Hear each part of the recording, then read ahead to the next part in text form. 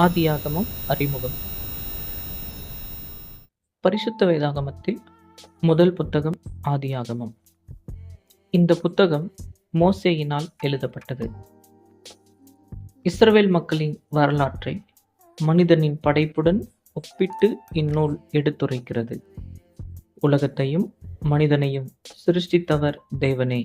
தேவனுக்கு மனிதனிடம் உள்ள ஐக்கியம் அவன் படைப்பின் முதலே ஆரம்பமாகிறது.